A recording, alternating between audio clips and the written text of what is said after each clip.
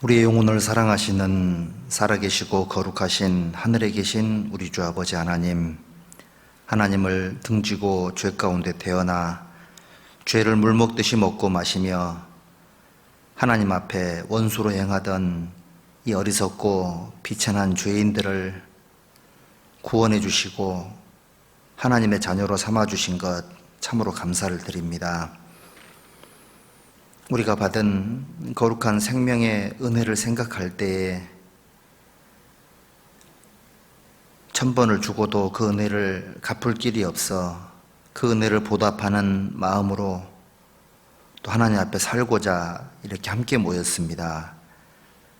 모든 심령 속에 하나님의 말씀으로 풍성히 부어주셔서 이 마지막 때를 진리의 말씀에 붙잡혀서 하나님 말씀 위에 굳게 서서 올바른 신앙생활을 할 수 있도록 인도해 주시기를 원합니다. 마음과 생각을 또 그 모든 걸음을 하나님께서 주장해 주시고 다스려 주셔서 우리의 삶의 목표가 주님의 거룩하신 생명의 복음을 증거하고 날로 악해져 가고 썩어져 가는 이 어두운 세상을 밝히는 거룩한 주님의 사명을 잘 감당할 수 있도록 더욱 도와주시기를 원합니다. 우리의 지혜와 우리의 경험과 우리의 힘으로는 아무것도 할 수 없음을 하나님 앞에 감사합니다. 우리 어리석은 지혜를 자랑하지 않고 하나님을 의지함으로 힘을 삼을 수 있도록 우리 모든 성도들의 삶을 다스려 주시고 도와주시옵소서. 또 우리 중에 아직 구원받지 못한 사람이 있습니까? 하루속히 구원의 확신을 얻을 수 있도록 도와주시고 그 양심의 문을 하나님 두드려 주셔서 구원의 확신 속에 영원한 소망 속에 살아갈 수 있도록 이끌어 주시옵소서. 또 이 시간 참석하지 못하신 분들 어느 곳에 어떠한 형편에 계시든지 있는 곳에서 하나님의 도우심을 입을 수 있도록 인도해 주시고 또 다음 시간 함께 모여 말씀을 배울 수 있도록 자비를 베풀어 주시옵소서. 또 교회 앞에 출입하는 모든 어렵고 고통받는 귀한 영혼들, 특별히 우리 은빛 장년의 어르신들 건강을 지켜주시고 영육간에 함께해 주시고 이 코로나 상황 또 이번 겨울을 잘 이겨낼 수 있도록 하나님께서 건강하게 다스려 주시기를 간구합니다. 오늘 함께 모인 이 시간 주 성령께서 함께해 주시고 하나님의 말씀으로 풍성히 부어주시기를 다시 한번 부탁드리며 우리 영혼을 죄악 가운데서 건져주신 고마우신 예수님의 이름으로 기도드렸습니다. 아멘. 우리 신약 성경 히브리서 12장 찾겠습니다. 신약 성경 히브리서 12장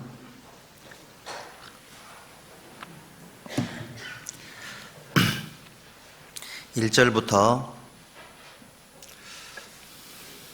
3절까지 다 열어주시죠. 앞에 문을. 12장 1절부터 3절까지 말씀을 우리 천천히 함께 읽겠습니다.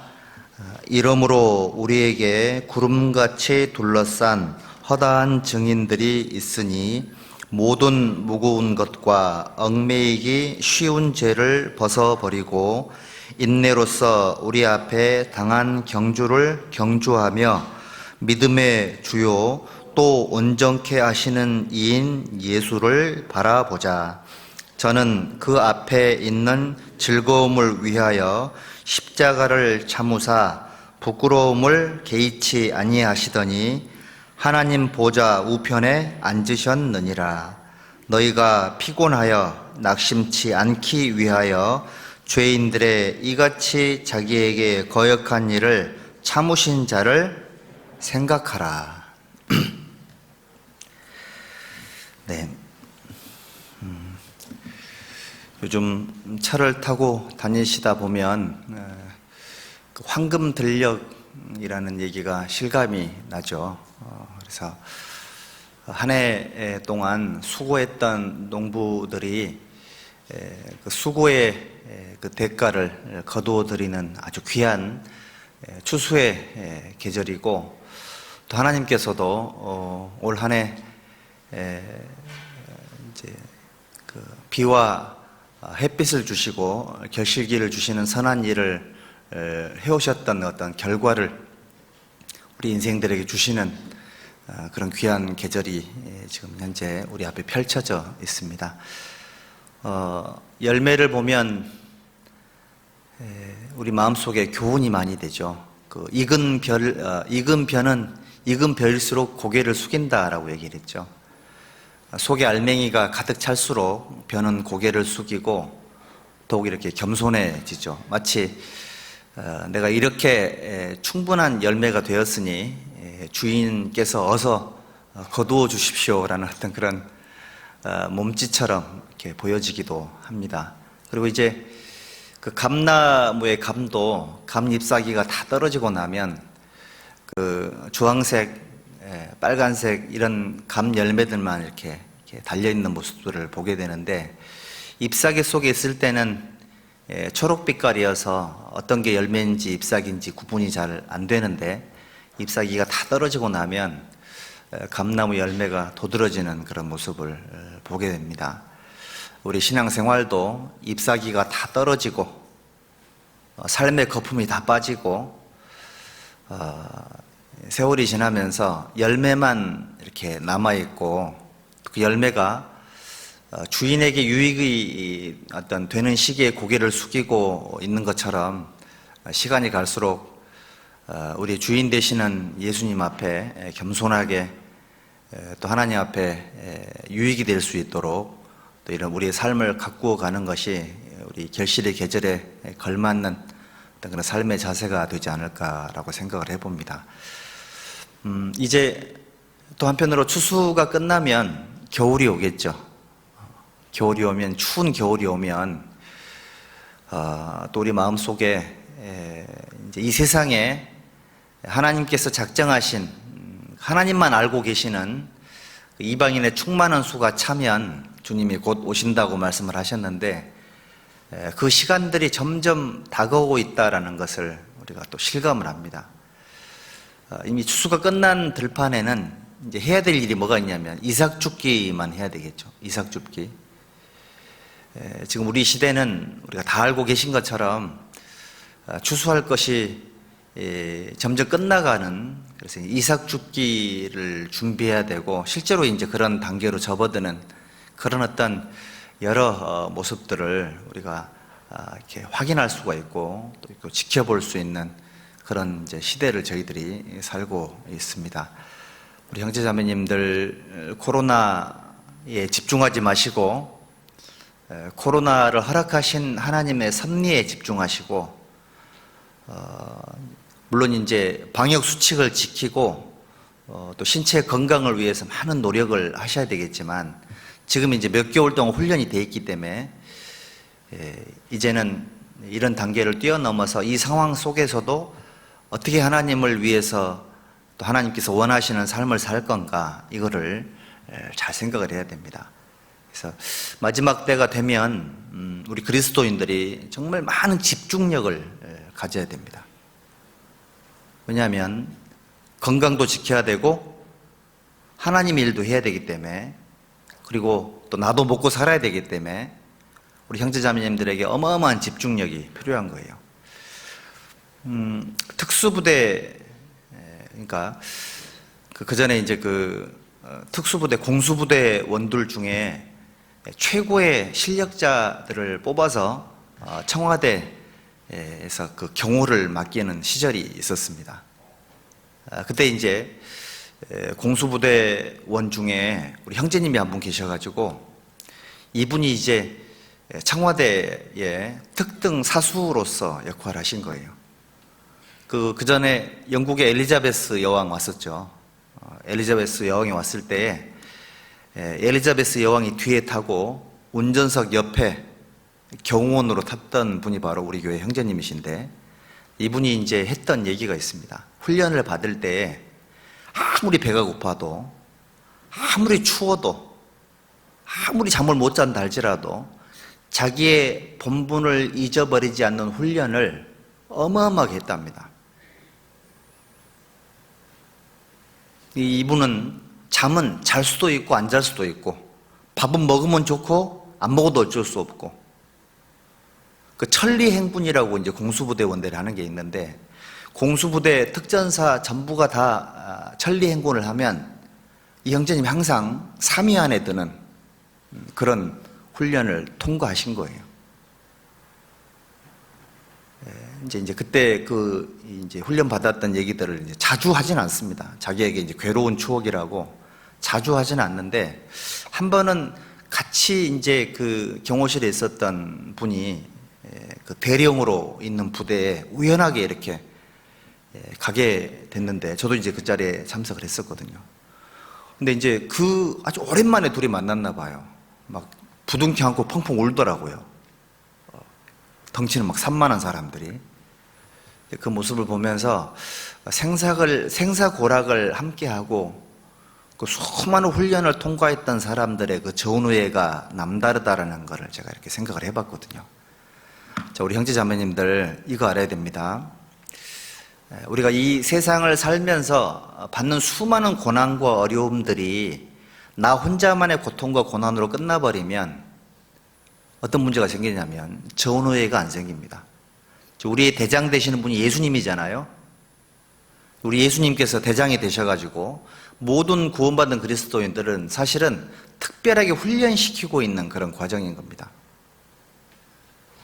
공수부대는 아시다시피 전쟁이 일어나면 적진 한복판에 비행기 타고 가서요, 거기 특수임무를 띄고 낙하산 타고 내려와야 돼요. 일반적인 그런 전투 병력이 아니란 말입니다. 사실 저희들은 본인이 원했건 원하지 않건 간에, 지금 이 세상은 아담이 범죄한 이후에 사탄에게 세상이 넘어가 있는 상태이기 때문에, 사실은 우리 형제자매님들은 공수부대원처럼 이 세상 곳곳에 내가 내 믿음으로 또 내 체력으로 내 신앙으로 감당할 수 있을 만한 곳에 사실 이렇게 공수부대원처럼 지금 침투해 있는 거예요. 어떤 작전의 명령을 띠고, 현재 지금 그런 상태로 저희가 지금 살고 있는 겁니다. 그러니까 어디에 집중을 해야 되냐면, 내가 힘들고 괴롭고 배고프고 돈 없고 스트레스 받고 이쪽에 집중할 것이 아니고, 우리의 대장 되시는 예수님의 뜻을 살피고 그분의 작전 명령을 생각하고 이 작전이 어떤 의미인지를 이해해서 살아가는 것이 훨씬 더 효과적인 삶이다, 이런 뜻인 겁니다. 힘들고만 끝나버리면 군인이 아닌 거예요. 그래서 오늘 여기 우리 예수님을 깊이 생각하라 그랬잖아요. 예수님을 깊이 생각하라. 오늘 이제 말씀의 주제가 이건데, 예수님을 깊이 생각을 하면 예수님의 생애 속에, 또 예수님의 가르침 속에서, 또 보이지 않는 예수님의 인도하심 속에서 사실은 많은 것을 얻을 수가 있고 눈치를 챌 수가 있습니다. 사람은 드러난 부분들은, 사람의 생애 속에 드러나 있는 부분들은 그 사람의 중심에 어떤 각오를 품느냐의 결과가 삶으로 드러나는 거잖아요. 사실 저희들이 열심히 사는 것 자체가 특별하지 않은 이유가 왜 그러냐면, 구원받지 못한 세상 사람들도, 하나님을 모르는 세상 사람들도 자기의 삶의 목표를 이루기 위해서, 또는 자기 가족을 보호하기 위해서, 또는 자기 신념을, 목표를 달성하기 위해서 우리 그리스도인들보다 훨씬 더 많은 노력을 기울이고요, 훨씬 더 치열하게 살아요. 그렇죠? 그러니까 자칫 잘못하면 내가 너무 힘들다라는 쪽에 자기 연민에 빠져 있으면 정말 중요한 것을 놓치고 살 수 있는 그런 모습이 될 수도 있습니다. 여러분들, 히브리서는 히브리인들을 위한 말씀이었죠. 최초의 기록 목적 자체가. 히브리인들은 사실은 우리 그리스도인들이 히브리인들을 함부로 판단할 수가 없어요. 이분들의 삶을 함부로 얘기할 수가 없습니다. 그리고 이분들의 삶이 얼마나 무게가 나가는지 몰라요. 그렇죠? 성경의 역사 속에 주인공 되는 이스라엘 민족, 사실은 거기에는 이스라엘 민족의 생명이 걸려 있었지 않습니까? 구원을 받으면서도 다들 느끼셨겠지만 이스라엘 민족의 수많은 생명의 희생이 없었으면, 말이 쉽지 2차 세계대전 중에 600만 명의 생명의 희생, 그 앞에 우리는 겸손해져야 된다고 생각을 합니다. 하나님 보시기에 히브리 민족이 비록 지금 믿음의 초점을 벗어나서, 하나님 말씀을 벗어나서 잘못된 선택을 하고 비록 엇나가는 삶을 살고 있지만, 하나님 보시기에는 이스라엘 민족의 삶이 이방인들이 함부로 이렇게 판단할 만한 그런 가벼운 삶이 아닐 거예요. 그리고 우리 구원받은 그리스도인들은 기본적으로 이스라엘 민족의 어떤 역사를 고마워해야 되고 그분들의 삶을 존중할 필요가 있습니다. 히브리서가 기록된 목적도 그런 겁니다. 정말 잘못된 믿음의 목표와 방법과 방향이 아니라면 훌륭한 사람들이 이스라엘 민족인데, 그 사람들의 잘못된 삶을 바로잡고자 기록된 게 히브리서예요. 여기 오랫동안 교회를 다니셨던 분들, 또는 오랫동안 종교 생활을 하셨던 분들은 히브리서를 많이 읽어볼 필요가 있습니다. 중요한 성경입니다, 이 성경이. 히브리서 속에, 우리가 읽었던 이 말씀 속에 12장 1절 속에 그러므로라고 되어 있지 않습니까? 그러므로. 이 그러므로라는 말씀은 1장부터 11장까지의 내용을 전제하고 이 말씀이 기록이 된 거예요. 이게 어떤 거냐면, 자, 이스라엘 민족에게 히브리서 기자는 뭘 얘기해 주고 싶었냐면, 이스라엘 민족이 모세를 굉장히 위대하게 여기지 않습니까? 그렇죠? 모세를 굉장히 위대하게 여기지만 예수님은 모세보다 훨씬 더 위대한 존재다. 그리고 이스라엘 민족은 천사 숭배 사상했습니다. 천사를 또 높이 여기는데 천사보다 훨씬 더 위대한 게 바로 예수님이다. 그리고 모세가 죽고 여호수아가 이스라엘 민족을 데리고 가나안 땅에 들어갔잖아요. 가나안 땅이 안식의 장소인데 여호수아보다 훨씬 더 위대하신 분이 예수 그리스도다. 이거 얘기하고 있고요. 그 다음에 아론 계열의 대제사장들이 있었잖아요. 이스라엘 민족의 죄를 위해서 중보자 역할을 했던 아론 계열의 대제사장들, 이 사람들보다 멜기세덱의 반차를 쫓은 예수님이 훨씬 더 훌륭한 대제사장이다. 이거 얘기하고 있고, 그리고 이스라엘 민족은 짐승의 피를, 사실은 우리 지난 주일날 말씀 배운 것처럼 지금 유대인들은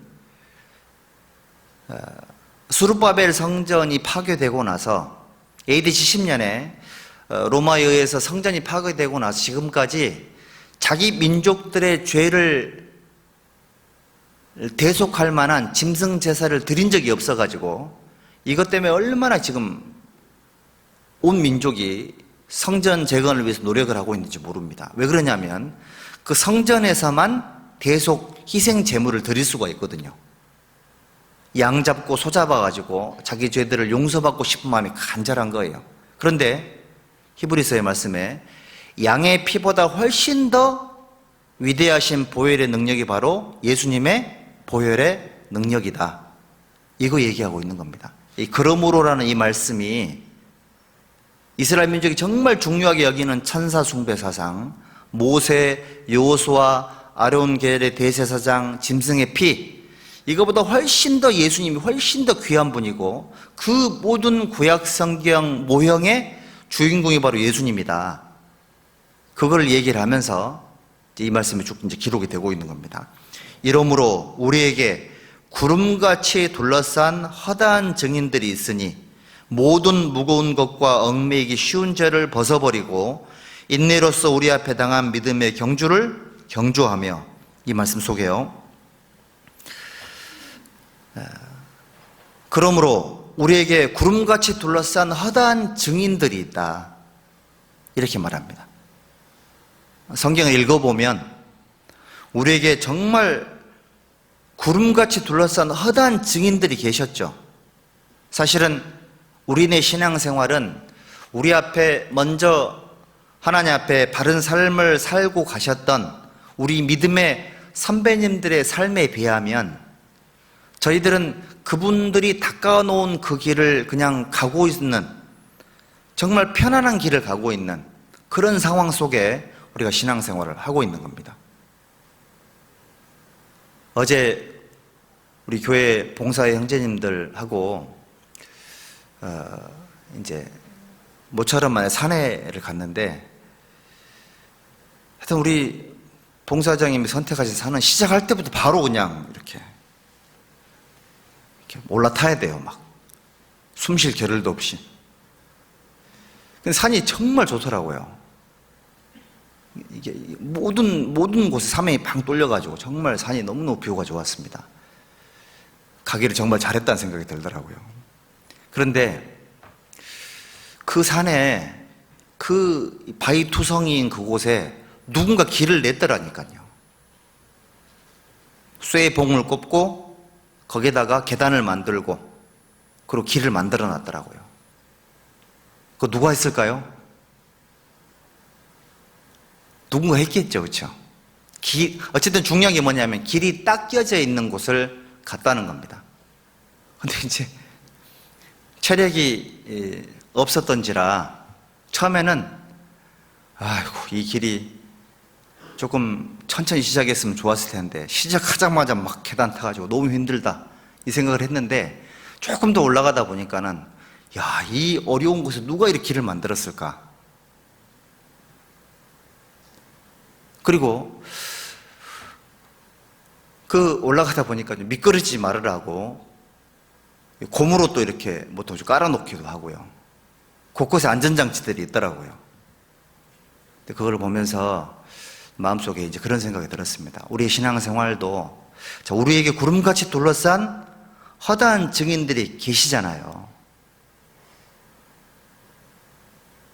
첫사랑에 식어서 힘든 사람들에게는 첫사랑을 회복해서 하나님 앞에 다시 열심히 살았던 다윗이 있고, 그렇죠? 혹시 피곤해서 낙심할까봐 열심히 살다가 또 신앙생활에 어떤 슬럼프에 빠질까봐 엘리야가 먼저 또 그런 경험을 해가지고 하나님 앞에 올바로 또 세워졌고요. 마가 요한 같은 사람도 처음에는 선교여행 따라다니기 힘들어가지고 오히려 선교팀에게 문제를 줬다가 나중에는 믿음이 성장해가지고 훌륭한 이 바울사도의 동역자가 됐고요. 수많은 실패와 어려움을 반복을 하면서 우리 믿음의 선배님들의 길을 닦아 놓으신 거예요. 위험한 곳에는 위험하다고 표시를 해 놓으셨고, 미끄러질 만한 곳에는 안전장치를 만들어 놓으신 거예요. 우리에게는 이미 우리 앞서간 수많은 믿음의 증인들이 계십니다. 이 말이 무슨 얘기냐면 우리는 혼자가 아니라는 거예요. 나 혼자 가는 길이 아닌 겁니다.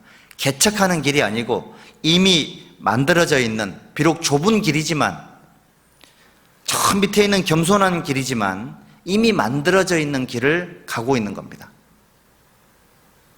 우리 앞서 가신 믿음의 선배님들이 계신다라는 거, 이걸 절대 잊어서는 안 됩니다. 성경 속에도 수많은 믿음의 증인들이 계시고요. 우리 1층 로비에서 2층 올라와도 보면 좌측 우측에 선교사님들의 일대기가 기록이 돼 있죠.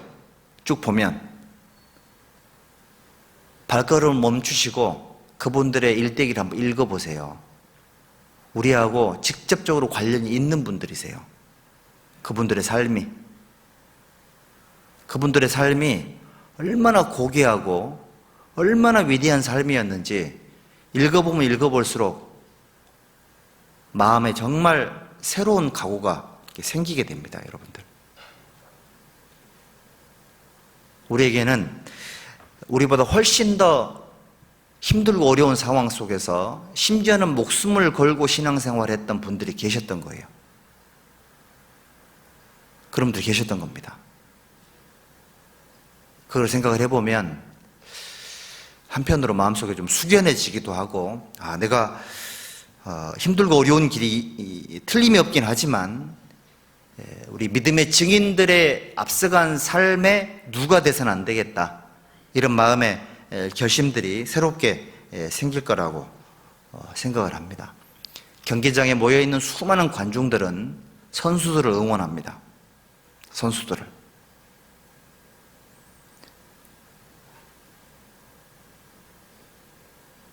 미국 메이저리그나 아니면 영국 프리미어리그나 아니면 유명한 어떤 그런 구단들은 자기 경기장을 심지어는 10만 명이 넘는 인원이 들어갈 수 있는 경기장을 갖고 있습니다. 홈그라운드로 사용을 하죠. 근데 홈그라운드의 이점이 어떤 이점이 있는 줄 아시죠? 보통 11명의 선수가 시합을 하는데 홈그라운드의 홈 관중이 10만 명이 일방적으로 자기 팀을 응원을 해요. 그럼 12명이 되는 겁니다. 12명.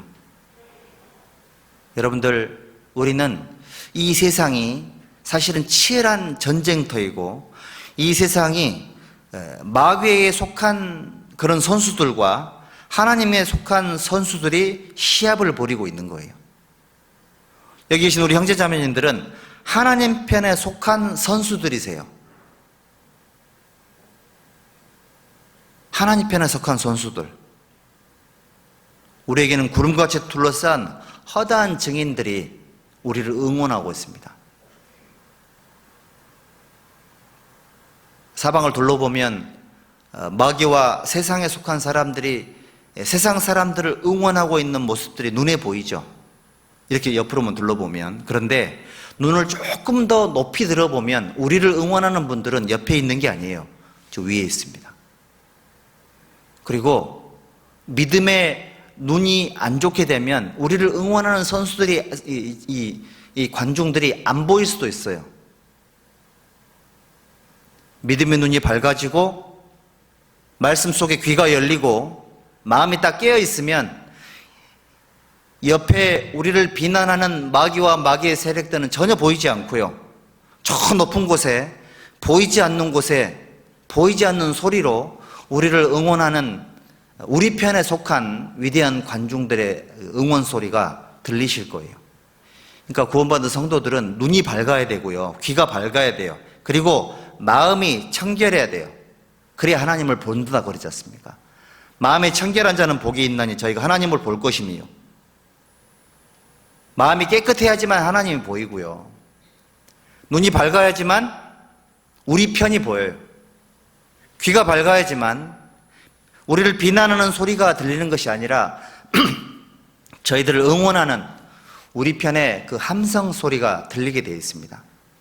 우리에게는 구름같이 둘러싼 허다한 증인들이 계신다는 겁니다. 결코 혼자가 아닌 거예요. 그리고 우리 구미교회에도 형제자매들이 계신 겁니다. 어제 가셨던 분들도 느끼셨겠지만 또 평상시 우리가 다 느끼는 거지만 제가 어제 새삼스럽게 뭐 느꼈냐면 우리 구미교회 봉사회가 힘이 이렇게 있더라고요. 힘이 있고 뭐라고 그럴까요? 좀 이렇게 하나 돼 있는 그 힘이 느껴져 가지고요, 정말 마음속이 정말 좋았습니다.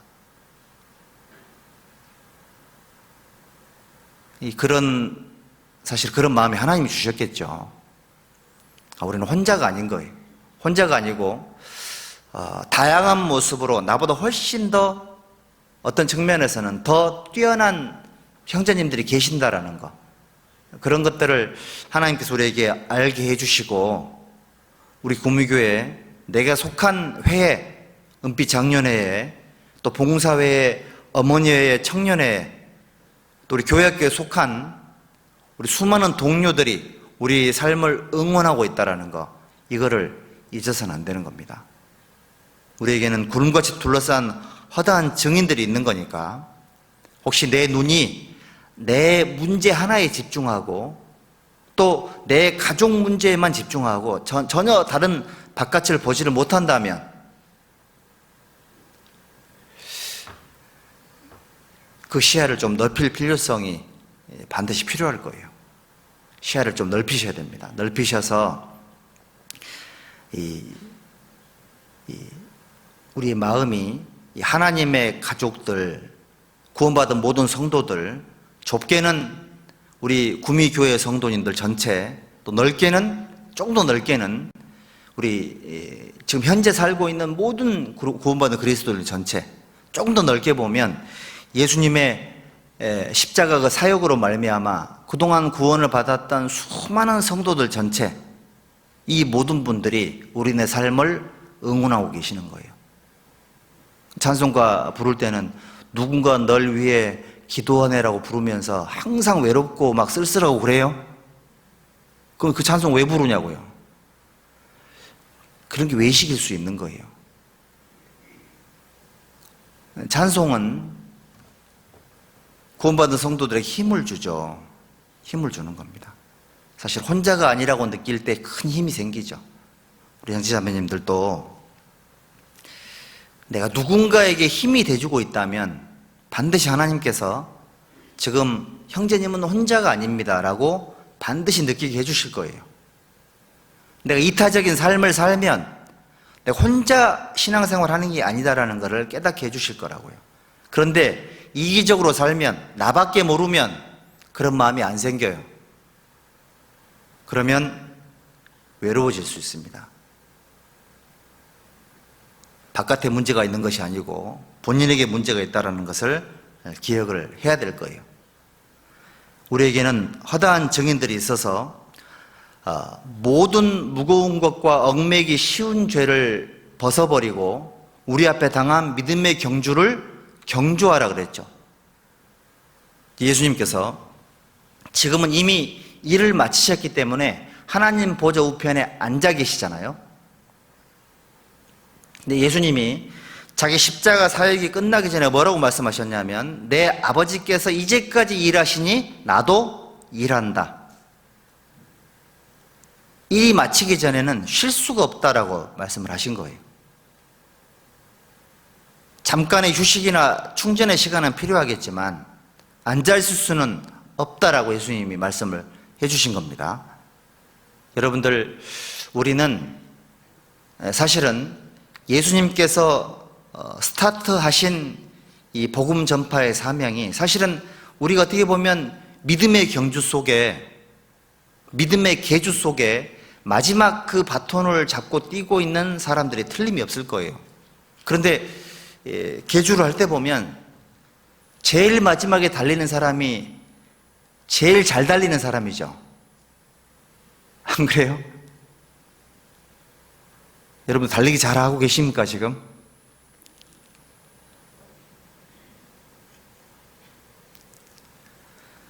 그 초등학교 계주 보면 뭐 어떤 경우에는 초등학교 1학년부터 6학년까지 계주하는 거 보면 뭐 여러 차례 막 천군과 백군이 막 이렇게 왔다 갔다 하죠.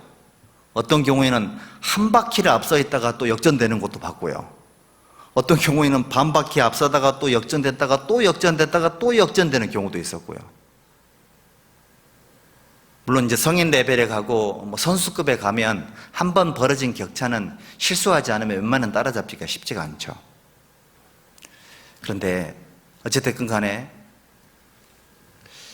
정말 아이러니하게도 가장, 이게 제가 생각하기에 그렇습니다. 가장 달리기를 좀 잘 못하고 훈련도 조금 덜 돼 있고 여러 가지로 부족한 거 투성이인데 하필이면 우리에게 마지막 바톤이 넘어와 있는 거예요. 좀 부담스럽지 않으십니까 좀? 하필이면 이 바톤을 우리한테 줘가지고 이걸 자꾸 뛰어야 돼요. 믿음의 경주를 경주하랍니다. 그런데 1등 하라고 돼 있지는 않고요. 반드시 우승해야 된다 이랬으면 좀 힘들었을 텐데 몇 가지 우리에게 당부하신 말씀이 있으세요. 뭐가 있냐면 첫 번째, 달리기 하려면 그 뭐예요? 롱패딩 입고 뛰어야 돼요? 반바지 입고 뛰어야 돼요? 예? 롱패딩 입고 막 장화 같은 부츠 신고 이거 뛸 수 있어요? 없어요? 하이힐 신고 뛰지 못하죠? 달리기 하는 사람들은 몸을 가볍게 해야 된다. 사실은 그 마라톤 신발도 있잖아요. 신발도 얼마나 많은 세월 속에 이렇게 발전이 되어 왔잖아요. 착용감, 경량화, 요즘은 완전히 아주 막 신체 구조까지 파악해가지고요. 신발 한 켜에 어떤 경우에는 억대가 넘는 신발이 있더라고요. 특수 제작한 신발이. 그거 신고 뛰는 거예요.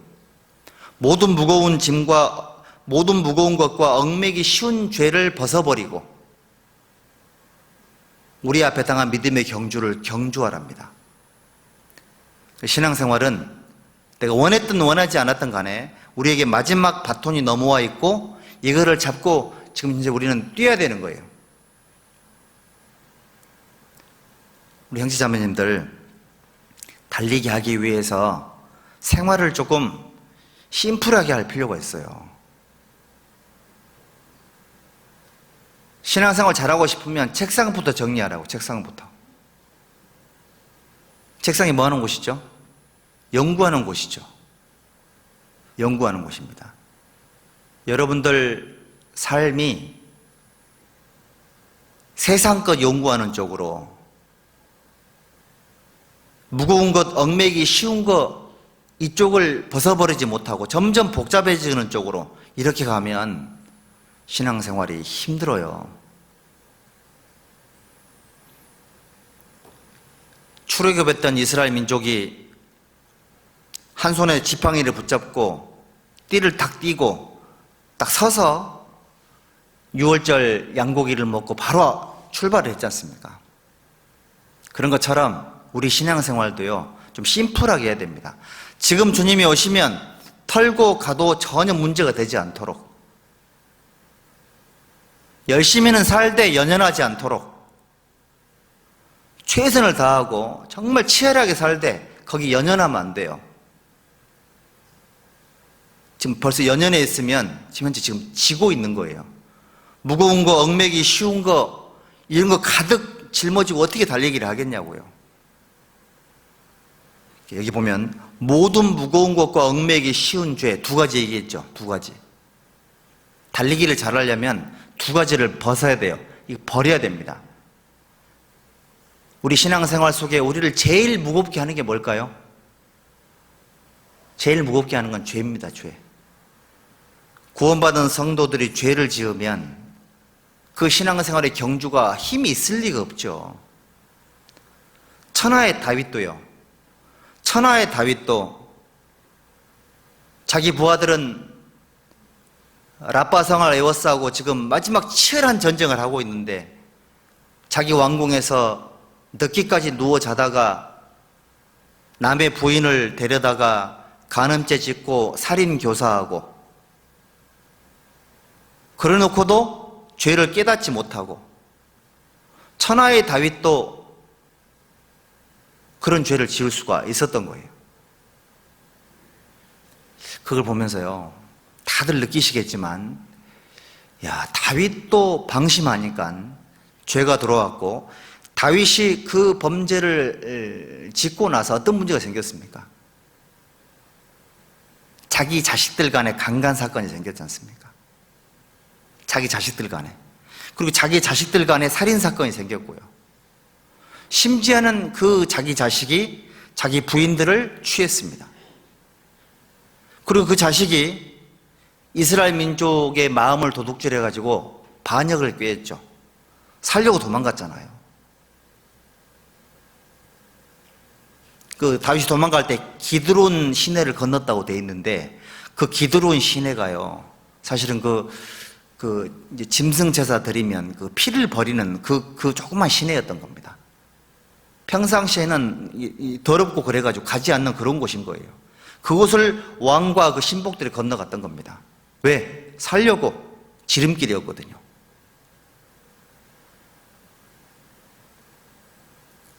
구원받은 성도가 죄를 지으니까는 삶이 완전히 꼬입니다.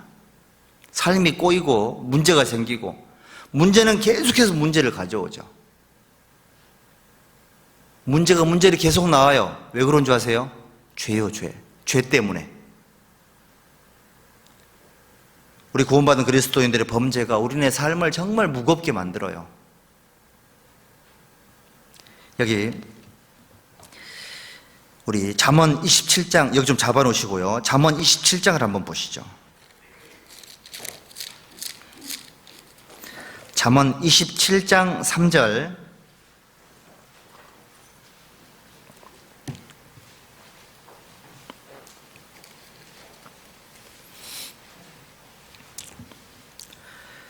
돌은 무겁고 모래도 가볍지 아니하거니와 미련한 자의 분노는 이 돌보다 무거우니라. 그리스도인들의 범죄는 스스로를 무겁게 하죠. 무겁게 합니다. 신앙생활을, 믿음의 경주를 달릴 수 없을 만큼 무겁게 만듭니다. 또 마찬가지로 구원받은 성도들의 불평, 불만, 원망, 감사하지 않는 태도, 이런 것 자체가요, 우리를 무겁게 만들어요.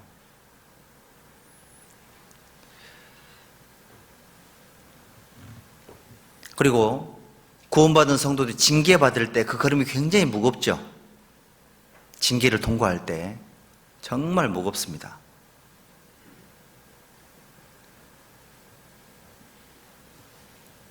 특히 구원받은 성도들이 언제 가장 또 발걸음이 무겁냐면 신앙생활 하다가 회의감 생길 때, 낙심할 때, 이럴 때 굉장히 발걸음이 무거우실 거예요. 내가 옳다는 바, 내가 쫓고 있던 믿음의 신념이 무너질 때, 이럴 때 굉장히 발걸음이 무거우실 수도 있습니다. 모든 무거운 것과 얽매이기 쉬운 죄를 벗어버리라 그랬죠. 여기 시편 144편도 한번 보시죠. 시편 144편 5절부터 볼까요? 5절.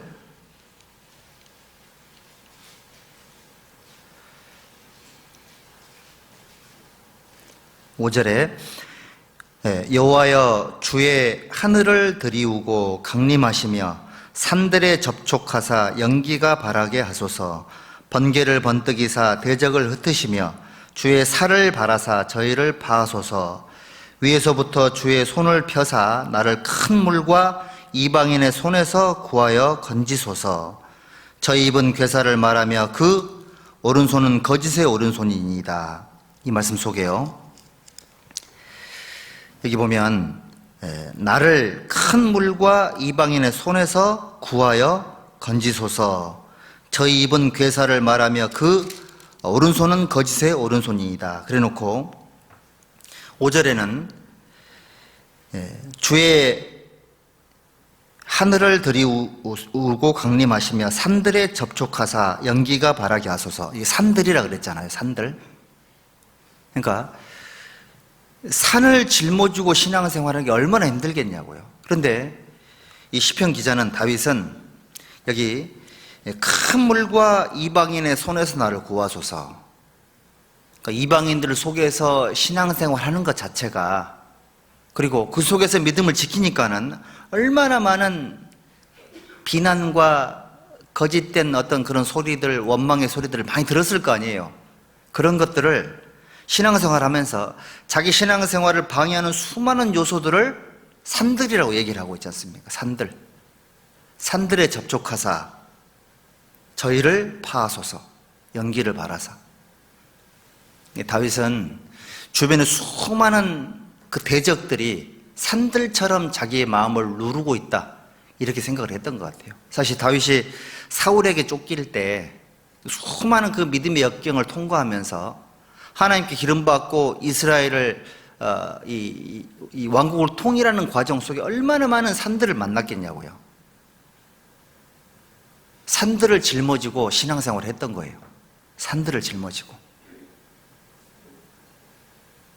우리 형제자매님들도요, 구원받지 못한 사람들 속에 살아가는 것은 산들을 짊어지고 사는 것과 똑같은 거예요.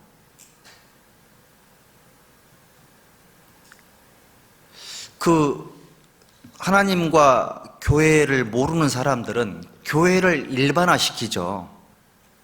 대기업도 교회 가지 말라고 얘기를 합니다. 그런데 하나님을 모르는 이방인들이 교회의 시스템을 알까요, 모를까요? 전혀 몰라요. 사실은 그런 정책을 시행하기 전에 교회에 와서 조사를 해야 되는 거예요. 조사를 해가지고 이 마스크를 하고 있는지 안 하고 있는지, 통성 기도를 하는지 안 하는지, 주여 삼창을 하는지 안 하는지, 침을 튀기는지 안 튀기는지를 확인을 해야 됩니다. 그걸 하지를 않고 모든 교회를 일반화시켜가지고 딱 법을 적용시켰잖아요. 미국의 존 메가더 목사님은 그래서 그거를 캘리포니아 주에 소송을 걸었습니다. 소송. 이겼어요. 다시 또 역소송을 당해 있는 상태라고 합니다. 물러서지 않을 거라고 얘기를 합니다. 우리는 다르다. 우리는 다른 교회랑 다르다. 다른 교회가 잘못했다는 뜻이 아니라 수많은 그 환자가 생기는 그런 시스템과 우리는 다르다. 저희 다르죠? 여기 지금 통성기도 혹시 하셨어요? 오셔가지고 막 침 튀기고 막 찬송 크게 부르고 하셨나요? 그런 거 우리 안 하지 않습니까? 저희는 다른 거예요, 여러분들. 세상에서 말하는 일반적인 그런 교회의 상황과 저희는 다른 겁니다. 거리 지키기 잘하고 방역 수칙을 잘 지키면 문제 없습니다. 그리고 여기서 혹시라도 이 모든 게 지금 카메라 많죠, 저희다. 이게 다 녹화되고 있습니다.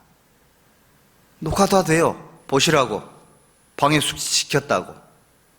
그리고 문제가 생겨도요, 여기 생긴 게 아닌 거예요. 바깥에 생긴 게 들어오게 된 겁니다. 최선을 다하되 두려워할 필요는 없다는 얘기인 거예요. 산들이 주변에 얼마나 많은지 몰라요, 산들이. 주변의 산들이, 이방인의 세력들이 우리를 비난하는 그런 힘들이, 정치적인 힘들이든 사회적인 따가운 시선이든 뭐든 간에 신앙생활을 하는 것 자체를 힘들게 만든다니까요. 무거워요. 코로나 바이러스 보이지 않는데 이게 얼마나 무거운 산들처럼 우리를 짓누르고 있냐고요. 그렇죠? 걷기도 힘들어요, 어떨 때는. 걷기도 힘들고 움직이기도 힘들고 정말 막 2.5단계, 3단계 이렇게 가면 숨도 쉬기도 힘들다니까요. 저희는 그나마 이제 공사를 해가지고 정말 정신없이 지났는데 다른 교회 목사님들 이렇게 통화해보면 올 1년이 완전히 아주 너무너무 힘들었다는 겁니다. 아무것도 할 수가 없으니까. 우리의 최대의 장점인 모임을 못하니까 아무것도 할 수가 없는 겁니다. 얼마나 무기력해지냐고요. 마치 산들이 꽉 갇혀가지고 아무것도 못하고 있는 것처럼. 이게 무거운 거예요. 그리고 무거운 것과 얽매기 쉬운 죄를 벗어버리고. 그런데 우리 아가서 2장 15절 잘 아시죠? 포도원을 허는 큰 여우입니까? 작은 여우입니까? 작은 여우를 잡으라. 근데 이 평생 잡아야 돼요, 평생.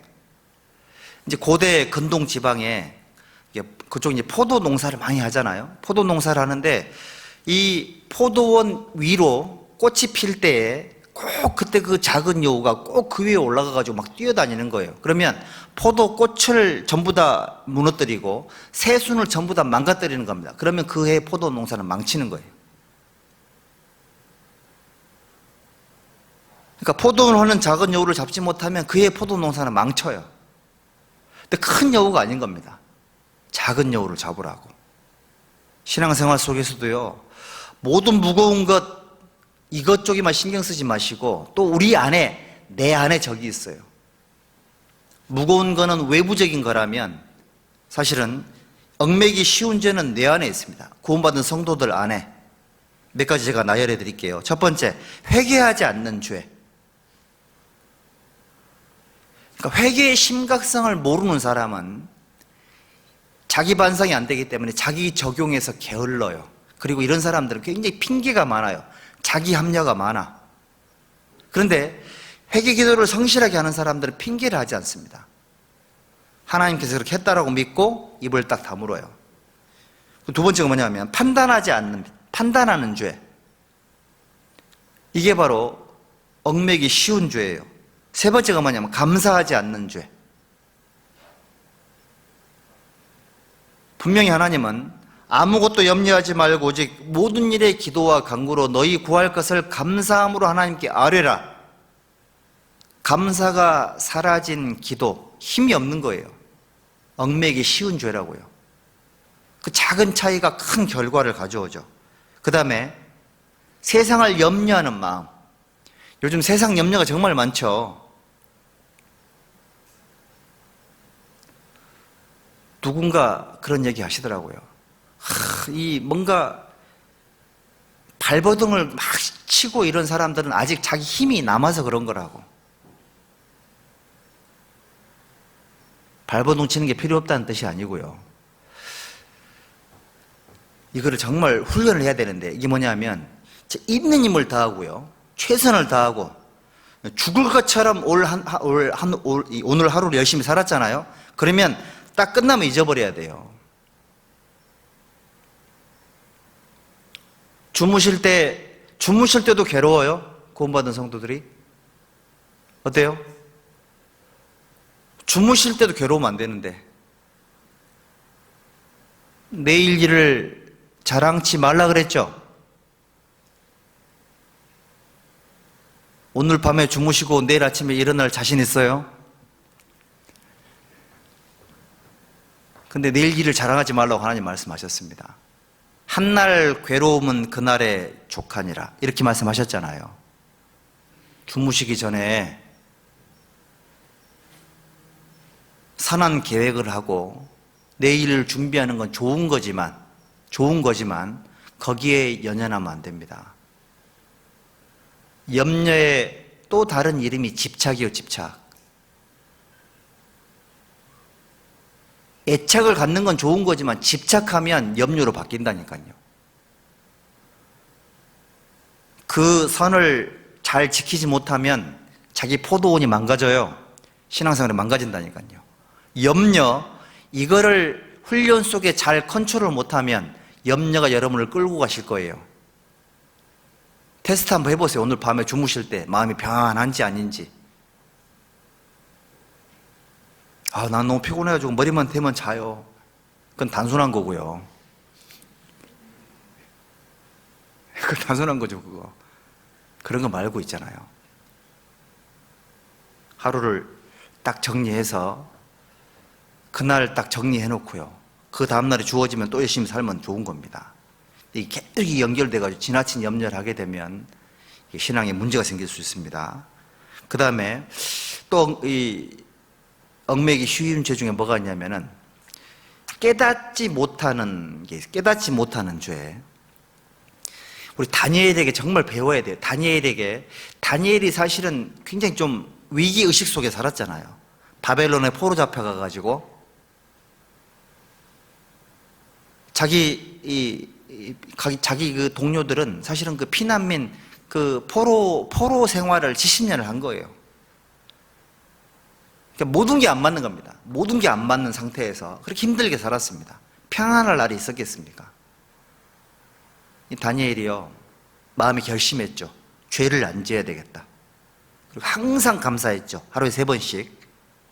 그리고 다니엘이 또 뭐 했어요? 하나님이 천사를 통해서 말씀을 딱 주시면 어떻게든 깨달으려고 노력을 했었죠. 어떻게든 깨달으려고.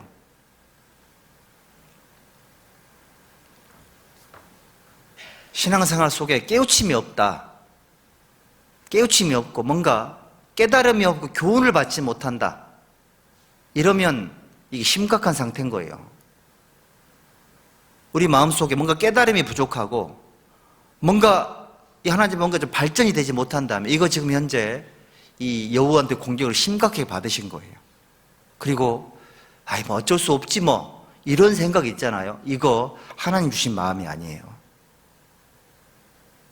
어쩔 수 없는 게 아니에요. 그 코끼리를 어렸을 때 데려다가, 아주 아기 때, 새끼 때 데려다가 조그만 새끼줄로 이렇게 묶어 놓으면, 근데 그 줄이 거의 2m 정도 된다고 하는데, 얘가 큰 그 성인은 아니구나. 큰 어떤 덩치가 됐어도 얘가 그 새끼줄을 못 끊는다네요. 끊을 생각 자체를 안 한답니다. 그럼 언제 그 끈을 끊는 줄 아세요? 서커스상에 불 나면 자기도 모르게 팍 끊고 도망간답니다.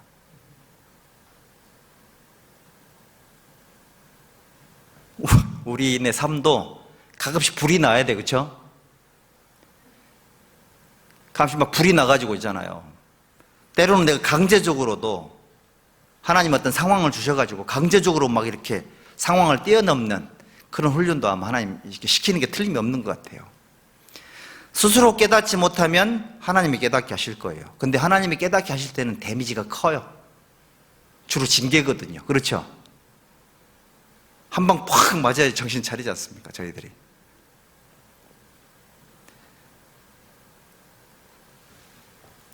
그 어린아이에게는 어리석은 것이 이렇게 확 끼어 있어가지고 이 어리석음을 이 공에, 이 절구에 놓고 공이로 찍을지라도 그 어리석음이 벗겨지지 않을 거라고. 그런데 징계하는 채찍이를 멀리 할 거라고. 제가 지금 공이하고 절구를 주문해 놨습니다. 그 말씀 거기 써놓으려고. 공에 놓고 절구로 찧어도 사람의 어리석음이 벗겨지지 않는데요. 근데 어리석은 사람을 어리석음을 벗기려면 징계하는 채찍이 그걸 멀리하게 할 거라고. 그래서 우리에게는 징계가 소중한 거예요. 참 깨닫지 못하니까 강제적으로 깨닫게 해주시는 거죠. 그리고 구원받은 성도들이 얽매기 쉬운 죄가 뭐가 있냐면 자기 연민에 빠지는 거. 이거 진짜 조심해야 돼요. 자기 연민에 빠지지 말아요. 혼자 제일 힘든 삶을 살고 있는 것처럼 그렇게 생각하지 마십시오. 예수님을 깊이 생각하라 그랬잖아요. 물론 우리가 초유의 상황을 겪고 있는 게 틀림이 없긴 하지만 사실은 모든 그리스도인들은 순간순간이 계속 위기잖아요. 우리 성도들에게는 고난과 위기가 특별한 게 아니지 않습니까? 매 순간이 위기고 매 순간이 고난이었던 것처럼 이상한 일을 당하는 것처럼 이상히 여기지 말고 그리스도의 고난에 참여하는 것으로 즐거워하라. 이상하게 생각하지 마시고요. 우리가 어떤 어려움과 고난을 겪는다 할지라도 자기 연민에 빠져서는 안 됩니다. 자기 연민에 빠지면 자기 말고 다른 게 전혀 보이질 않아요. 누가 죽어가는지 누가 괴로워하는지 전혀 보이질 않습니다. 눈을 들어 밭을 보라 그랬는데 눈이 들어지질 않는데 어떻게 밭을 보겠냐고요. 구원받은 성도들이 자기 육신만 챙기고 자기만 챙긴다면, 만약 우리 선배님들이 그렇게 살아왔다면 우리도 뭔가 할 말이 있고 핑계가 있겠죠. 그런데 우리 앞서 살아가신 우리 믿음의 증인분들은 그렇게 살지 않으셨죠. 예수님의 공생애를 보면 항상 기도와 말씀 가운데 깨어 계셔가지고 자기 연민에 빠질 겨를 자체가 없었죠. 사실은 자기 연민도 시간이 너무 많은 사람들이 짓는 죄라고 볼 수 있습니다. 시간이 너무 많으면 죄 짓게 돼요. 시간이 많다고 신앙생활을 잘하는 그런 사람도 있겠지만 그렇지 못한 경우도 훨씬 많은 것 같아요. 이게 줄일 수 있습니다. 그리고 이 모든 무거운 것과 얽매기 쉬운 죄를 벗었잖아요. 그 다음에 뭐가 필요할까요? 인내로서 우리 앞에 당한 믿음의 경주를 경주하랍니다. 인내로서. 그 인내가 있잖아요. 구원받은 성도들에게 이 믿음의 경주라는 사람들, 예수님의 삶을 정말 본받고자 하는 사람들은 이 그리스도의 인내를 배우는 게 정말 중요한 것 같아요. 여기 우리 야고보서 히브리서 먼저 히브리서 10장을 한번 볼까요? 히브리서 10장 36절에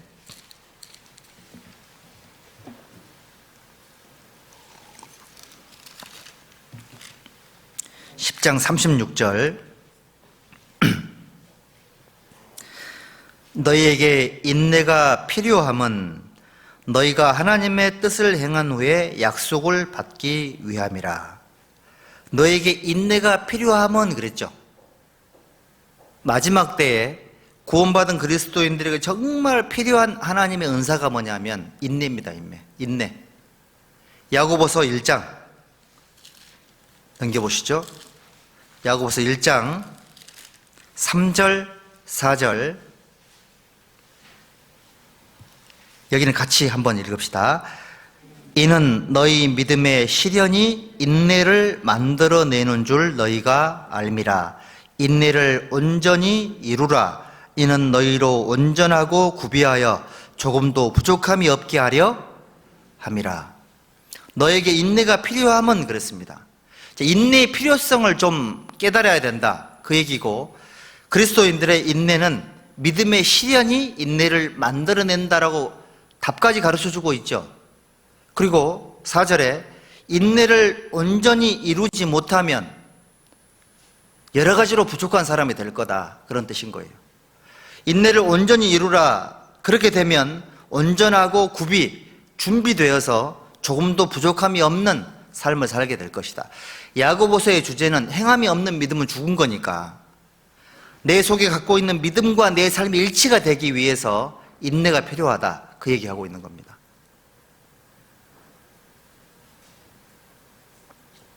(5장 11절) 야고보서 5장 11절입니다. 보라, 인내하는 자를 우리가 복되다 하나니. 인내하는 사람은 복 있는 사람이라고 얘기를 하고 있습니다. 너희가 욥의 인내를 들었고 주께서 주신 결말을 보았거니와 주는 가장 자비하시고 긍휼히 여기시는 자신이라. 마지막 시대에 인내가 필요하답니다. 그리고 인내하는 사람이 정말 복 있는 사람이래요. 인내로서 우리 앞에 당한 믿음의 경주를 경주하랍니다.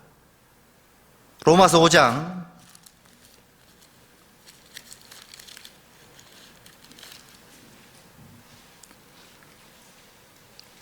3절 보시죠. 로마서 5장 3절에 다만 이뿐 아니라 우리가 환난 중에도 즐거워하나니 이는 환난은 인내는 연단은 소망을 이루는 줄을 알미로다. 우리가 환난 중에도 즐거워하나니 이는 환난은 인내를 만들어내기 때문에, 인내는 연단을 만들어내기 때문에, 연단은 소망을 이루기 때문에, 환난과 인내와 연단과 소망이 다 연결되어 있죠. 여러분들, 환난과 소망 사이에 인내가 있잖아요. 그렇죠? 우리가 지금 삶을 살면서 정말 힘들고 어렵게 살고 있는데 인내가 없으면 소망도 힘을 못 쓰는 거예요. 정말 인내를 제대로 이루고 있다면 우리 그리스도인들 소망은 살아있는 산소망이 되는 겁니다.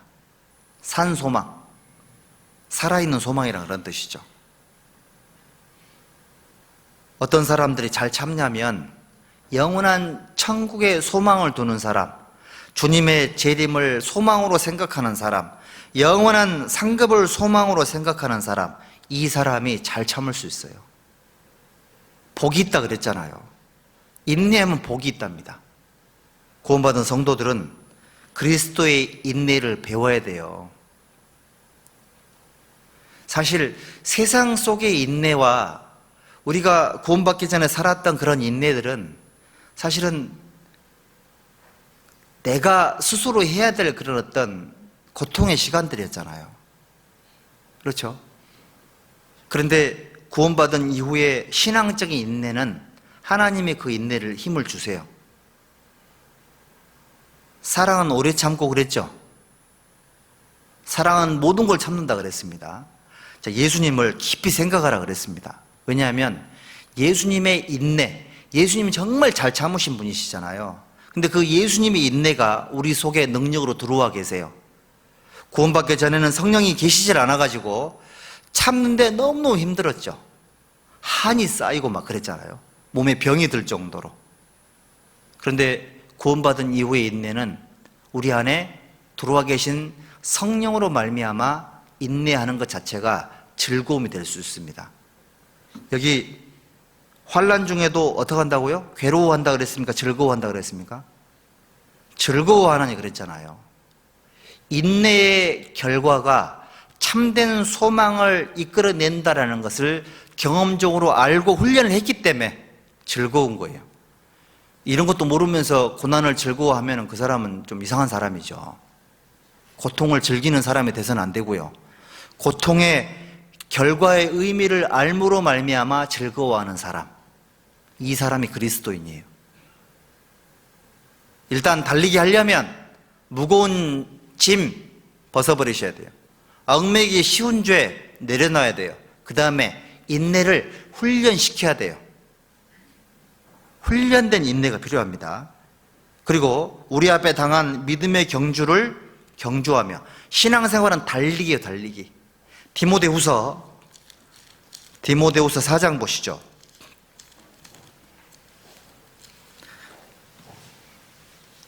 디모데후서 4장 7절에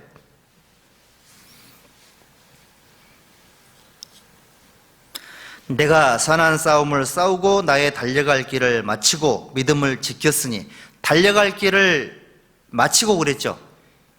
믿음의 경주를 경주하며, 지금은 들어 누워 있을 때가 아니라고요. 믿음의 경주를 해야 될 때, 우리 앞서간 이미 경주가 끝난 믿음의 선배들에게 바톤을 이어받았으니까 내 손에 쥐어져 있는 바톤을 쥐고 지금은 뛰어야 될 때인 거예요. 달리기 할 때라고요.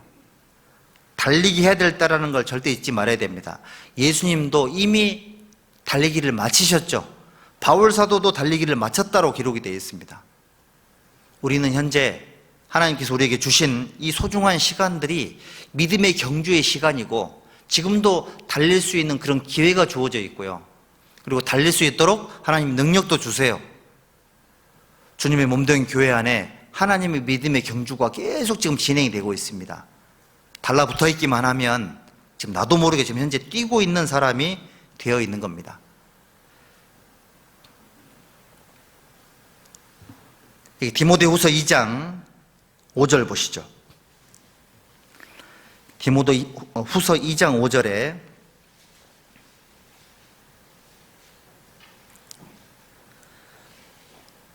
경기하는 자가 법대로 경기하지 아니하면 멸류관을 얻지 못할 것이며, 달리는 사람들이 이제 무거운 짐도 벗었고 얽매기 쉬운 죄도 벗었고 인내로서 훈련도 했습니다. 그 다음에 염두에 둬야 될 게 뭐냐면 법대로 경기하는 법을 또 숙지를 해야 돼요. BC 329년에 지어진 콜로세움 경기장 6만 9천 명 수용한다고 하잖아요. 1800년도에 이제 그 근대 올림픽으로 이제 바뀌게 됐는데, 제가 이렇게 보니까요, 이 고대 올림픽 있잖아요. 고대 올림픽에 출전을 하기 위해서는 8가지 항목에 준하는 사람만이 경기에 출전할 수가 있었다고 합니다. 자, 읽어드릴게요. 첫 번째, 신성 모독의 사실이 없어야지만 고대 올림픽에 출전할 수가 있었답니다. 두 번째, 반드시 그리스인이어야만 출전할 수가 있었습니다. 다른 나라 사람이면 안 되고요. 세 번째, 준법한 사람만, 그리스에 정한 법을 지키는 사람만 경기에 출전할 수 있고요. 네 번째, 10개월 동안 훈련을 마친 사람만 올림픽에 출전할 수 있고, 10개월 훈련을 통과한 사람들끼리 한 달 동안 합숙훈련을 해야지만 경기에 출전할 수가 있고요. 그 다음에 상기 상항을 준수한 사실을 신께 맹세한 사람만 경기에 출전할 수가 있고, 7번째는 남자들만 경기를 관람할 수 있었답니다. 8번째는 처녀는 올림픽 출전이 가능한 선수의 자격이 가능하지만 결혼한 아줌마는 안 됐답니다. 이렇게 8가지 항목이 고대 올림픽에 그리스에 있었던 콜로세움 경기장에 출전할 수 있었던 자격이 바로 이런 자격이었던 겁니다. 우리 구원받은 그리스도인들은 예수님을 부인하지 않죠. 구원받은 그리스도인들은 반드시 그리스도인들이야지만 경기에 출전할 수 있잖아요. 그리스인이 아니고 그리스도인. 우리는 준법한 사람들이어야 됩니다. 하나님의 법대로 경계하는 사람들, 우리는 10개월 훈련을 필요한 사람. 그 사도행전에도 보면 최소한 구원받은 지 1년 이후에 그리스도인이라는 이름을 줬잖아요. 그리고 1개월의 합숙훈련, 하나됨의 비밀을 아는 사람들, 교제의 중요성을 아는 사람들이 이제 선수로 출전할 수가 있는 겁니다. 왜냐하면 단체 경기가 있거든요. 그 다음에 상기항을 준수한 사실을 하나님 앞에 맹세한 사람, 신께 맹세한 사람. 우리 맹세는 못하죠. 하지만 하나님의 법을 이해하고 지키려고 노력하고 항상 하나님께 간구하는 사람, 그리스도인들이죠. 그 다음에 남자만 참관할 수 있다.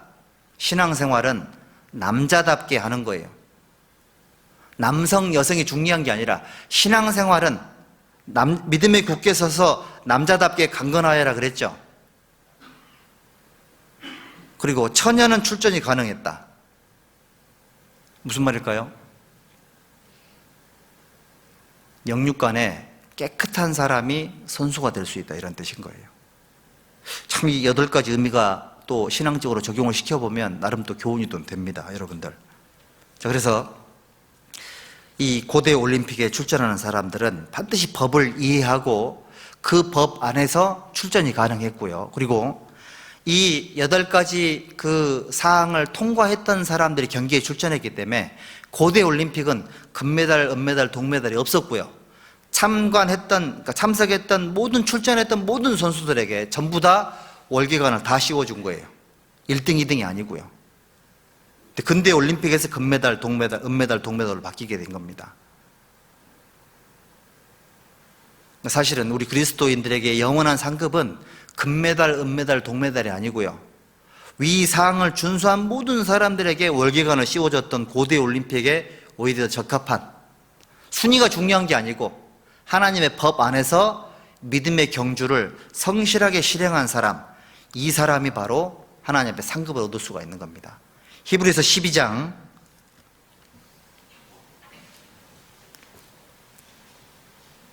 2절 보시죠. 믿음의 주요 또 온전케 하시는 이인 예수를 바라보자. 우리 믿음의 경주를 하다 보면 정말 믿음이 필요하다는 걸 알 수가 있고요. 믿음의 경주를 하다 보면 자, 예수님은 어떻게 이렇게 살았을까? 이거를 이해하게 됩니다.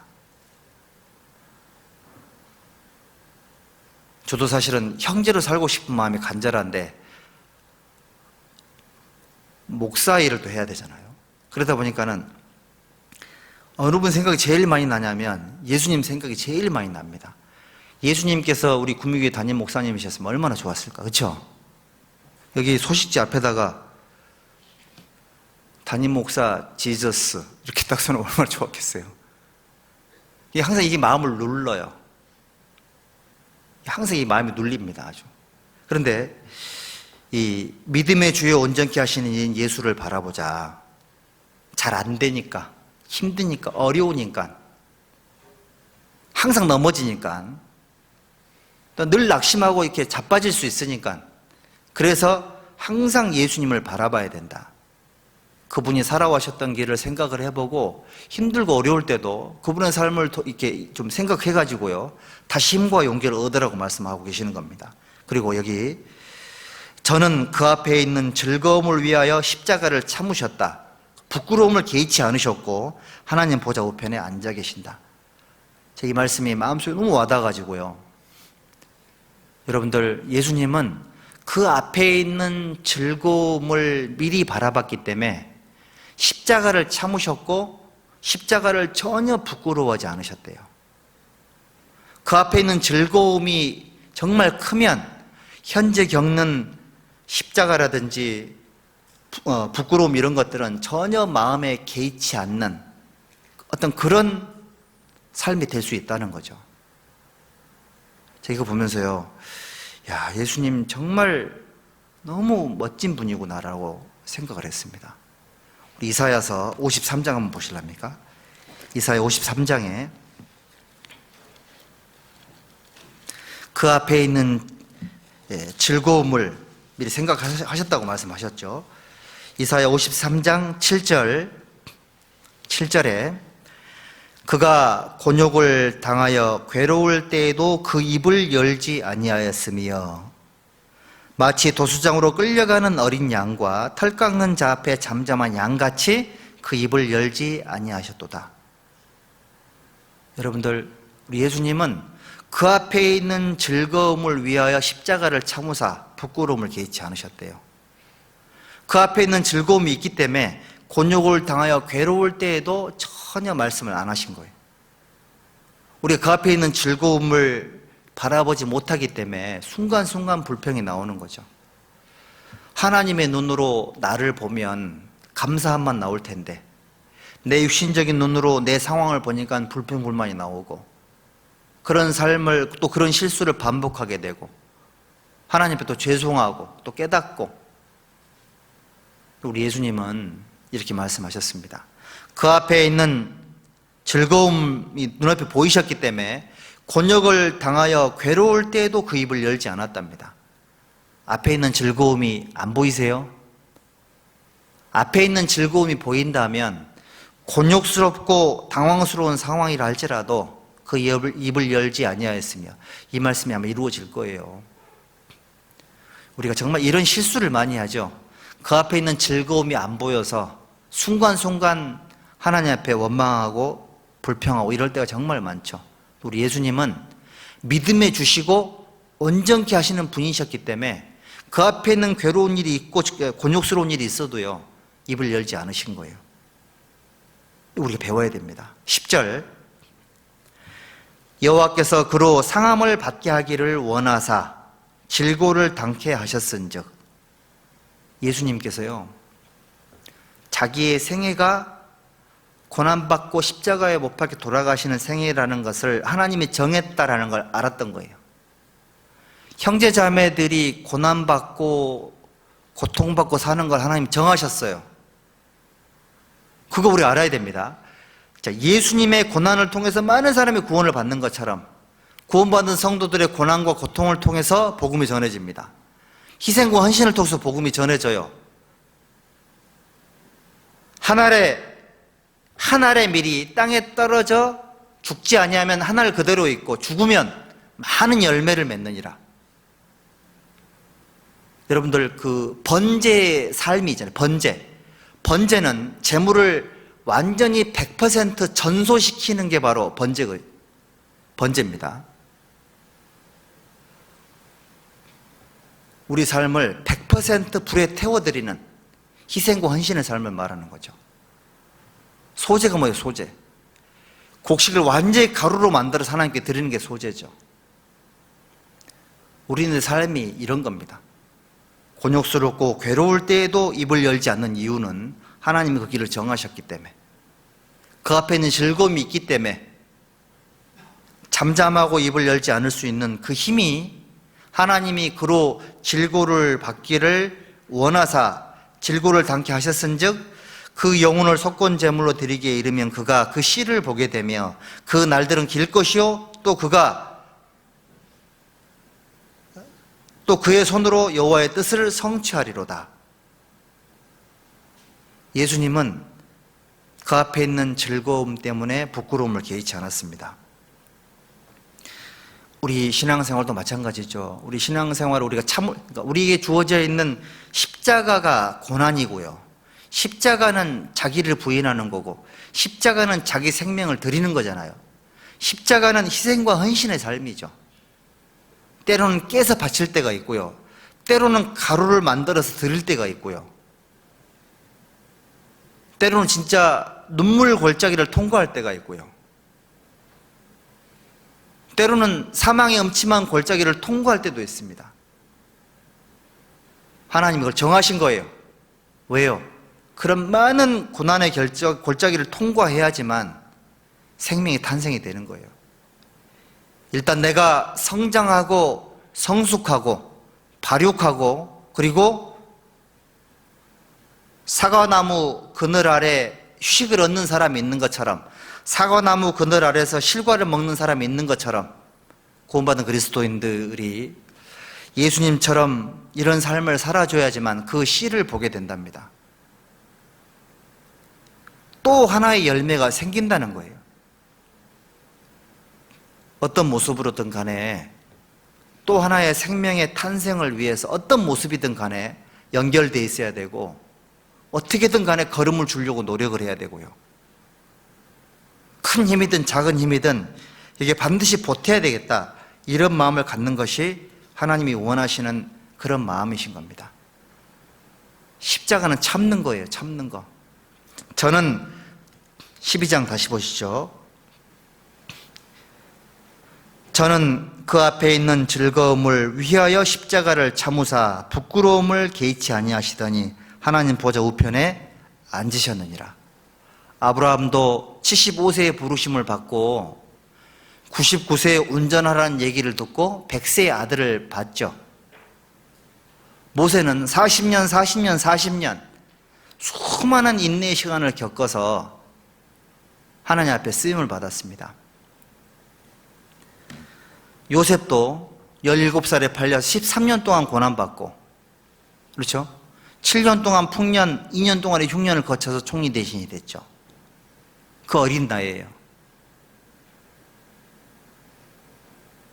요셉이 17살에 그 사춘기 시절에 쓰임을 받았습니다. 우리 집에 있는 아들, 딸들은 17살을 지나고 있는데 왜 요셉처럼 안 될까요? 부모님들이 지금 현재 너무 우리 자식들을 하향 평준화 시킨 거 아니에요? 사춘기니까 어쩔 수 없지 뭐. 다 게임하니까 어쩔 수 없지 뭐. 그러고 계신 거 아니에요 지금? 아유, 나도 잘못했으니까, 나도 온전치 못한 부모니까 지금 그러고 계신 거 아니에요?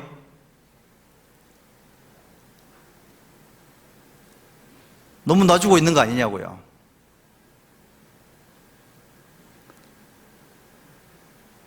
물론 다 요셉처럼 살 수는 없겠죠. 그러면 우리 아들이 17살에 팔려가야 되고 그래야 되는데, 일단은 우리 엄마들이 감당할 믿음이 안 돼서 아마 거기까지 허락하지 않는 것 같아요. 어찌됐건 간에 요셉처럼은 살지 못한다 할지라도 정신 차려야 됩니다. 우리 모두가 다 하나님 앞에 안 되는 것, 못 사는 것에 너무 적응이 돼 있어가지고 그게 일반화되어 있는 게 이게 문제라니까요. 그런 삶을 우리가 살면 있잖아요. 십자가를 참았다. 이게 무색한 거예요.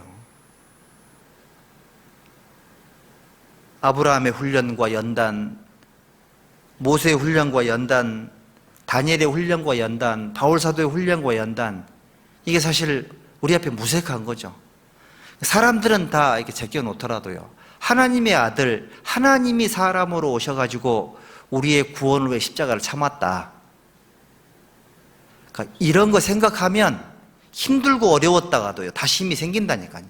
그러니까 예수님을 생각하라고, 깊이 생각하라고 권면하고 계시잖아요. 그분은 십자가를 참았습니다. 왜요? 그 앞에 있는 즐거움이 보였기 때문에. 자기가 십자가에서 고난을 당하면 많은 사람의 구원을 받을 거다 알았던 거예요. 알았던 겁니다. 지금 자기가 죽어서 부활하면, 자, 예수님은 하나님인데도 그렇게 하셨잖아요.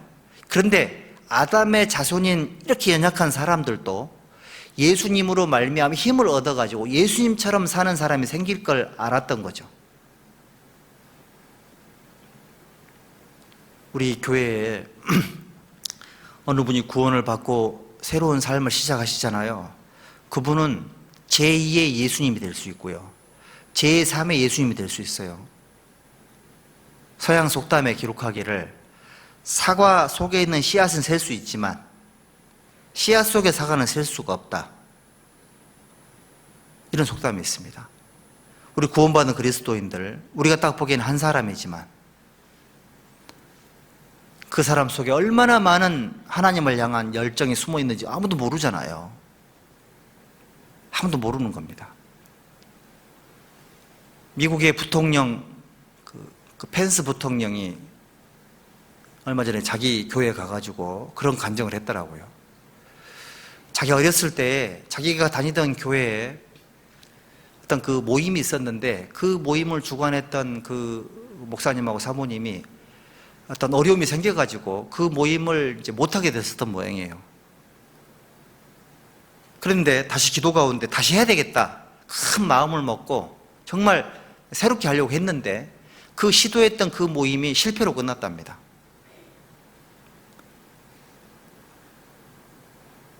한마디로 이제 실패를 한 거죠. 계획을 세웠던 일들이. 그런데 부통령이 이렇게 얘기를 합니다. 그때 사람들 보기에는 그때 그게 실패로 보였을지 몰라도 사실 실패가 아니었다고. 왜? 실패로 끝났던 그 자리에서 그 펜스 부통령이 그 자리에 있었던 모양이에요. 실패했던 그 자리에 그 사람이 딱 거기 있었답니다. 물론 이 사람이 거듭난 사람인지는 우리가 알 수는 없지만 그때 자기가 간증을 해요. 그때 내가 예수님을 영접하기로 결심했다고. 그리고 내가 그때 내 속에 어마어마한 죄가 있다는 걸 깨달았다고. 그리고 예수님의 사랑을 내가 느꼈다고. 이렇게 얘기를 합니다. 사람들에겐 실패한 것처럼 보였던 그 모임에 펜스인 자기 자신이 예수님을 알게 되는 계기가 됐다고. 사람 보기엔 실패한 것처럼 보여도 하나님의 계획이 있었던 거라고. 멋있는 말이죠. 사람 보기엔 실패한 것처럼 보일지 몰라도요, 하나님의 계획이 있는 겁니다. 우리는 인생이 구원받기 전에 실패하는 삶인 것처럼 보였을지 몰라도 구원받은 이후에 계획이 있는 거죠. 계획이. 얼마 전에 우리 직장인 자매 모임을 했는데 간증이 살아있더라고요. 코로나 상황이 있고 되게 마음이 좀 이렇게 무거웠었지만 간증을 들으면서 제가 어떤 생각을 했냐면 아주 우리 모임 살아있구나. 살아있네. 이런 얘기 하지 않습니까? 아직 우리 살아있구나. 아직 우리 안 죽었구나. 다시 희망이 생기더라니까요. 우리 교회 속에 계신 성령으로 말미암아, 그러니까 그 앞에 있는 즐거움을 위하여 부끄러움을 참고 온전한 인내를 이루신 예수님이 형제자매들 속에 계신 거예요. 그리고 진짜 힘들고 어렵지만 믿음의 주여 온전케 하시는 예수님을 바라보는 자매님들이 계시더라고. 혼자만 있는 게 아니라고요. 형제자매들 마음속에 뜨거운 불이 살아있더라니까요. 3절 보시죠. 히브리서 12장 3절에 너희가 피곤하여 낙심치 않기 위하여 죄인들의 이같이 자기에게 거역한 일을 참으신 자를 생각하라. 죄인들의 이같이 자기에게 거역한 일을 참으신 자를 생각하라. 그렇죠. 우리 예수님이 우리가 구원받기 전까지 얼마나 참아주셨냐고요. 사실 돌이켜보면 구원받기 전에 죽을 뻔했던 일들이 얼마나 많았습니까? 정말 죽을 뻔했던 일들이 정말 많았거든요. 그런데 구원받게 하시려고 살려주신 거예요. 그리고 구원받은 이후에도요, 죽을 뻔한 일들이 얼마나 많았냐고요. 그런데도 불구하고 하나님 살려주신 겁니다. 하나님 참아주신 거죠. 내가 하나님을 거역했던 일들이 한두 번이 아닌데, 불순종했던 일들이 한두 번이 아닌데 하나님이 참아주신 거예요. 왜 그러셨을까요? 힘들고 어렵지만 낙심하지 말고 이 믿음의 경주 조금만 더 버티라고. 영원한 상이 될 거라고. 하나님께서 우리에게 계속해서 기회를 주신 거예요. 거역을 했지만 예수님이 참아주신 거예요. 여러분들, 우리가 지금 이 땅에 살고 있고 지금도 기회를 계속해서 제공받고 있을 만한 자격이 있을까요, 저희들이요? 하나님, 이 정말 쓸모없는 사람을 어디에 쓰시려고 지금도 나를 안 데려가시고 지금도 나에게 뭔가 기대를 하고 계시냐고. 어떻게 생각하면 우리 예수님, 하나님이 정말 안쓰럽죠. 내가 뭐 할 수 있는 게 뭐가 있다고, 그렇죠? 내가 할 수 있는 게 거의 아무것도 없는 사람이고 정말 부족하고 연약한 사람인데 또 불구하고 하나님이 참아주고 계시는 거예요. 이거 생각해 보면, 야, 이 피곤하여 낙심치 않기 위하여, 피곤해 할까봐, 낙심하고 낭망하고 절망에 빠져 있을까봐 예수님이 이렇게 말씀을 하신 겁니다. 힘들고 어렵겠지만 조금만 참아요. 조금만.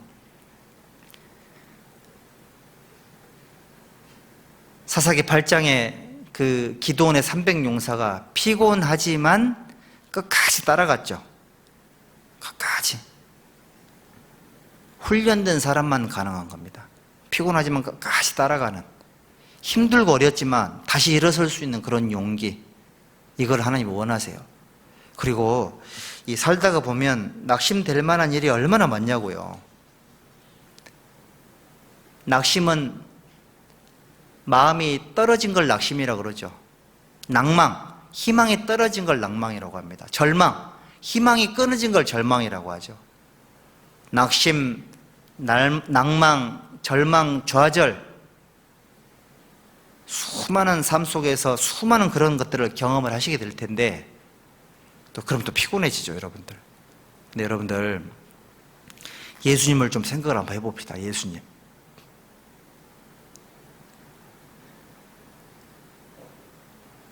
여러분들 힘들고 어려울 때 나를 위해서 고생했던 엄마를 생각하고 아빠를 생각해 보면은 힘이 날 때 있었죠. 그리고 정말 힘들고 어려울 때 나에게 힘과 용기를 줬던 선생님 또는 친구들 생각하면 힘이 날 때가 있지 않습니까? 그런 것처럼 피곤하여 낙심이 될 때에 예수님을 깊이 생각함으로 말미암아 힘과 용기를 얻으셔야 돼요. 예수님은 구원받은 성도들에게 하나님을 섬길 수 있는 힘을 주시는 분이시거든요. 히브리서 9장 한번 보실랍니까? 9장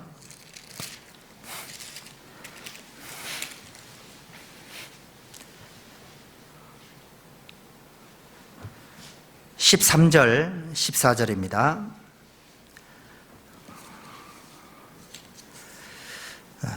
염소와 황소의 피와 및 암송아지의 채로 부정한 자에게 뿌려 그 육체를 정결케 하여 거룩하게 하거든 하물며 영원하신 성령으로 말미암아 흠없는 자기를 하나님께 드린 그리스도의 피가 어찌 너희 양심으로 죽은 행실에서 깨끗하게 하고 살아계신 하나님을 섬기게 못하겠느냐. 예수님 피가요, 한 사람에게 영원한 속죄의 효력을 줄 뿐만이 아니고 영원하신 성령으로 말미암아 흠없는 자기를 하나님께 드린 그리스도의 피가 양심으로 죽은 행실을 깨끗하게 하고 살아계신 하나님을 섬길 수 있는 힘도 주신대요. 이 보혈의 능력이죠. 예수님은 우리를 구원도 하셨고요, 주님을 섬길 수 있는 힘도 주시고요, 피곤하고 낙심할 때 그 피곤의 구덩이, 절망의 구덩이에서 일어날 수 있는 힘과 용기를 주신 분이 바로 우리 예수님이신 겁니다. 하나만 더 봅시다. 우리 히브리서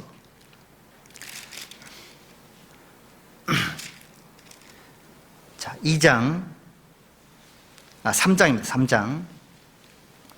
3장 1절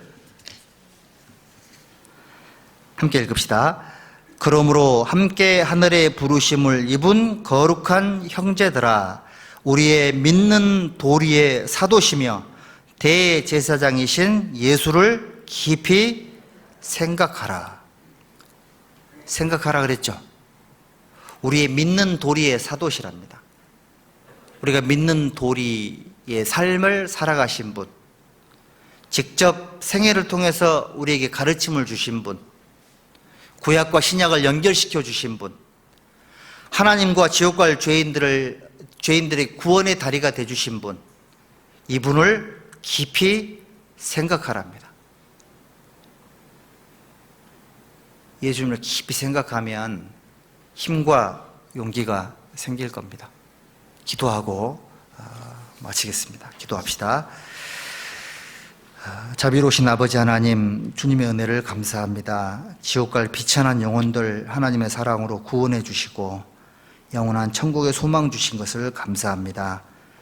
힘들고 어려운 마지막 시대를 살아가는 우리 형제 자매님들에게 피곤할 수밖에 없고 넘어질 수밖에 없는 연약한 저희들에게 힘과 용기를 주심에 감사합니다.